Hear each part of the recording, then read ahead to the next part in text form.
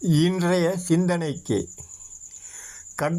கடவுளின் தன்மையை பற்றி ஆராய்வோம். கடவுளுக்கு வேறு பெயர்கள் உண்டு. தெய்வம், ஆண்டவன்,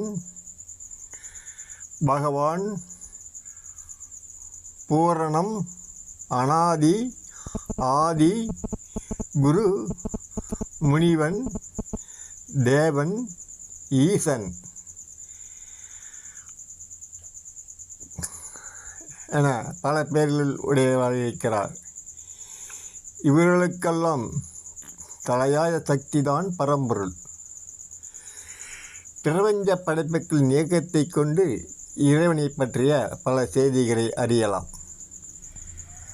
கடவுள் காலத்தை கடந்தவர், மாறாத தன்மை கொண்டவர், அழிவற்றவர், என்றும் நிரந்தரமானவர், பேரறிவு மிக்கவர், பேராற்றல் மிக்கவர், ஒளியை தன்னுடல் ஈர்த்து கொள்ளும் தன்மை கொண்டவர், கோடான கோடி படைப்புகளை உருவாக்குவதற்கு காரணமானவர், படைத்தல், காத்தல், அழித்தல் ஆகியவற்றிற்கு காரணமானவர், சத்து, சித்து, ஆனந்தம் ஆகிய தன்மை உடையவர், ஆண் பெண் தன்மையற்றவர், எந்த தேவையும் அற்றவர், யாராலும் பெறப்படாதவர், அனைத்தையும் அடக்கி ஆளக்கூடியவர், அனைத்து படைப்புகளிலும் வசிக்கக்கூடியவர், நற்குணங்களுக்கு இருப்பிடமானவர், தன் வாக்கால்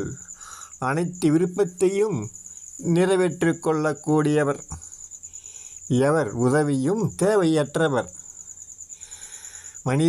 மனிதனுடைய கண்களுக்கு புலப்படாதவர், மனதினின் மனதால் இறைவனை உணரும் தன்மை கொண்டவர், விருப்பு வெறுப்பின்றி செயல்படக்கூடியவர், சுயநலமற்று செயல்படும் மனிதனை இடம் கடவுள் இருக்கிறார்.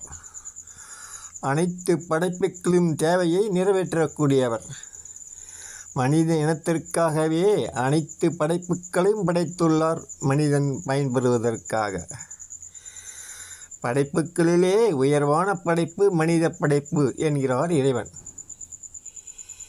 இறைவன் சத்தியம், தர்மம், நியாயம், நேர்மை, உண்மை ஆகியவற்றின் அடிப்படையில் மனிதனுடைய இயக்கத்தை இயக்குகிறார்.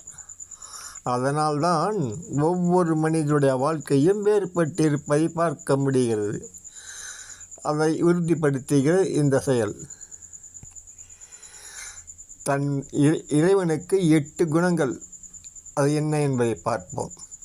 தன்வயம், தூய்மை, இயற்கை உணர்வு, முற்றும் உணர்தல், பற்றின்மை, பேரருள் உடைமை, முடிவில்லாத ஆற்றல், வரம்பில்லாத இன்பம் ஆகிய 8 குணங்களை உடையவராக உள்ளார். கோடான கோடி படைப்புகளின் இயக்கத்தின் தன்மையை நிர்ணயிக்கக்கூடியவர். இவருடைய வல்லமை எடுத்து கூறினால் முடிவு பெறாத தன்மை கொண்டதாக இருக்கும். இறைவனின் அறிவு செயல்பாடு வியக்கத்தக தன்மை கொண்டதாக இருப்பதை பார்க்க முடியும். தன்னுடைய விருப்பங்கள் அனைத்தையும் தன் படைப்பின் மூலமே செயல்படுத்துகிறார். இவ்வளவு சிறப்புமிக்க இறைவனை சார்ந்து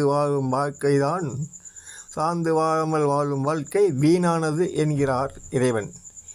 இவ்வளவு சிறப்புமிக்க இறைவனை சார்ந்து வாழாமல் வாழும் வாழ்க்கை வீணானது என்கிறார் இறைவன்.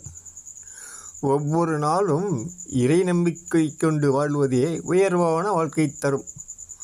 ஓ நமோ நாராயணாய.